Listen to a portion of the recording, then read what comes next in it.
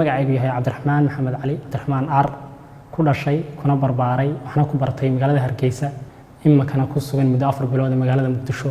waxaan aad ugu faraxsanahay anigoon codsan in madaxweynaha Jamhuuriyadda Federaalka Soomaaliya Mudane Maxamed Cabdullaahi Farmaajo uu ku qaabilay qasriga madaxtooyada Jamhuuriyadda Federaalka Soomaaliya taas oo aan gudbiyay astaantayda wadaniyadeed isaguna uu siiyay dardaaran iyo talooyin wax ku oola